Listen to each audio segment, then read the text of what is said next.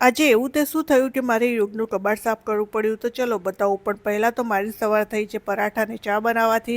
પછી ચા નાસ્તો કરીને આ બંને ગયા બહાર અને હું આવી ગઈ કિચનમાં. દાળ પાલક બનાવી છે, તો દાળ તો મેં રાતે જ પલાળી દીધી હતી. તો પહેલાં તો ઉપર જઈને પાલક લઈને આવી, પછી શાંતિથી બેસીને લસણ સાફ કર્યું. હવે બેઝિક તૈયારીઓ કરી લીધી એટલે જમવા બનાવવાનું સ્ટાર્ટ કર્યું. પછી જમી કરીને બધા કામ કર્યા એટલામાં બપોર થઈ એટલે મારા અને યોગ માટે નારિયેળ પાણી ગ્લાસમાં કાઢ્યું. પછી એને પીને મેં સ્ટાર્ટ કર્યું સાફ સફાઈનું મિશ્રણ. તો આજથી કબાટ સાફ કરવા છે. પહેલાં તો યુગનું કબાટ જ લીધું. આના જે નાના પડી ગયેલા કપડાં કાઢીને રાખી દઈશ, જેનો હું મારે ત્યાં વાળવાવાળા બેન આવે છે એમને આપીશ. તો નીચેથી તો આટલા કપડાં નીકળ્યા છે. પછી સાંજ પડી એટલે હું આવી ગઈ ઉપર રીંગણ અને મરચાં લેવા. હવે સિઝનના છેલ્લા છે. ઉનાળામાં તો હું કોઈ શાકભાજી ઉગાડવાની નથી, તો બધું લઈને નીચે આવી ગઈ. પછી દહીંમાંથી છાશ બનાવી, કેમ કે આજે હું બનાવવાની છું રીંગણની કઢી. હવે છાશ બની ગઈ તો બેસી ગઈ લસણ મરચાંની ચટણી બનાવવા. જમવાનું બની ગયું તો યુગની ડીશ તૈયાર કરી લીધી, જેમાં છે કઢી અને ભાત અને કોરું રીંગણનું શાક, રોટલી અને ગોળ. તો ચલો હું એને જમાડી દઉં અને તમને મળીશ કાલે નવા વ્લોગમાં.